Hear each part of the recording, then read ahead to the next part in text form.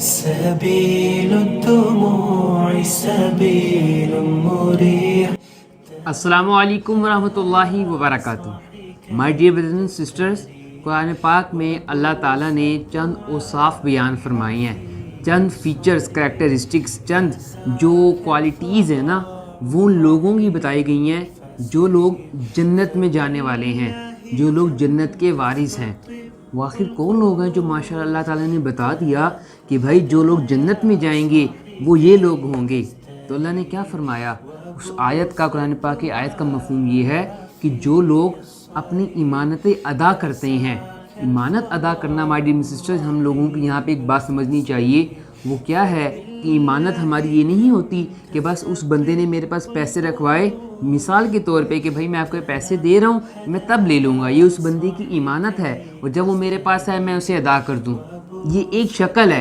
اب دیکھیے my dear sisters, آپ کہیں کسی اسکول میں آپ پڑھا رہے ہیں، آپ پڑھاتے ہیں، آپ پے تو لے رہے ہیں پڑھانے کی، لیکن وہاں پہ آپ آن ٹائم نہ آپ ڈیوٹی پہ جاتے ہیں نہ آپ آن ڈیوٹی پہ آتے ہیں. اگر آپ آن ٹائم ڈیوٹی پہ چلے اور آ بھی جاتے ہیں لیکن کیا وہاں پہ آپ پڑھاتے نہیں ہیں، یہ آپ ایمانت کا حق ادا نہیں کر رہے.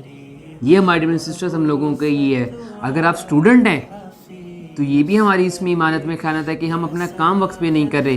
ہمارا یعنی وقت پہ کام ادا نہ کرنا. میں کہیں جاب کرتا ہوں تو میں اپنا سیلری جو ہے میں اپنی پے پوری لے رہا ہوں لیکن وہاں پہ کام پورا نہیں کر رہا، یہ میری ایمانت میں خیانت ہے. اب میں ڈاکٹر ہوں، میں ڈیوٹی پہ گیا، پیشنٹس کو میں ڈیل نہیں کر رہا، تو میں کیا کر رہا ہوں؟ اپنی ایمانت میں خیانت کر رہا ہوں.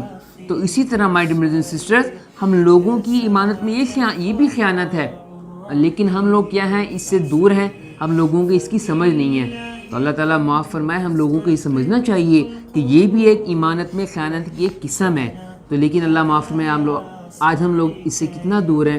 تو اسی طرح ہمارے بہن سسٹرز، اپنے عہدوں کی ہم نے پابندی کرنی ہے. یعنی ہم جو بھی کسی بندے سے وعدہ کریں ہم نے اس کی کیا کرنی ہے؟ اس کی پابندی کرنی ہے کہ بھائی جان آیا کہ میں انشاءاللہ یہ جو آپ سے میں بات کر رہا ہوں یہ میں ڈیل کر رہا ہوں. اب دیکھیں کیا ہوتا ہے، میں ایک بندے سے ڈیل کر رہا ہوں، بھائی جان یہ چیز میں آپ کو اتنے ریٹ میں دے دوں گا. اب کوئی دوسرا بندہ آیا، یعنی میری سے زبان ہو گئی، میری بات ہو گئی اس سے، دوسرا بندہ آیا، ارے بھائی تو نے اس کو کتنے کی دی ہے؟ یا اتنے کی، میں چل تجھے سے وہ زیادہ دیتا ہوں، تو یعنی میں اس سے چھوڑ کر اس سے دے دوں. تو ہمارے یہ غلط بات ہے، ایسے نہیں کرنا چاہیے. یہ بھی کیا ہے؟ یہ عہد کی پابندی ہے کوئی؟ نہیں، یہ عہد کی پابندی نہیں ہے. عہد کی پابندی یہی ہے جس سے آپ کی زبان ہو چکی ہے، جس سے آپ نے بات کر چکے ہیں، اب اس سے آپ نے مکرنا نہیں ہے. تو دیکھیں ایمانت میں ہم نے خیانت نہیں کرنی، اپنی عہد کی ہم نے کیا کرنی ہے؟ پابندی کرنی ہے.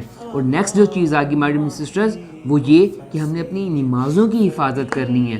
قرآن پاک میں اللہ تعالیٰ نے جگہ جگہ فرمایا کہ نماز قائم کرو، لیکن یہاں پہ فرمایا گیا نمازوں کی حفاظت کرنا.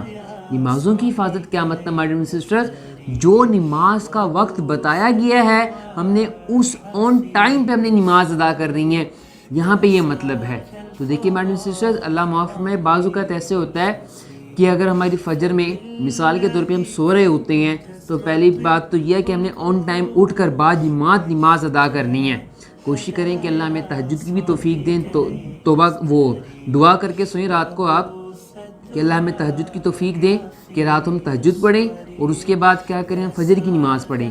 لیکن اللہ معاف میں اگر ہماری کبھی وہ نماز سکپ ہو جاتی ہے، فجر کی ہم نماز نہیں پڑھ سکتے، تو کیا کریں؟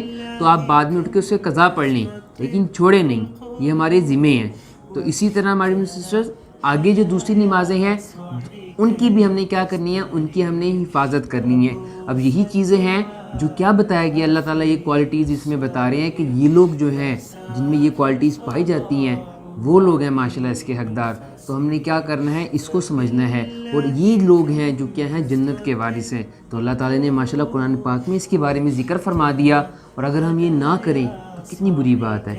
تو اسی لیے ہمیں چاہیے کہ ہم اس کی پابندی کریں. تو اللہ سے دعا ہے کہ اللہ اس کو سمجھنے کے عمل کرنے کی توفیق عطا فرمائے. السلام علیکم ورحمۃ اللہ وبرکاتہ.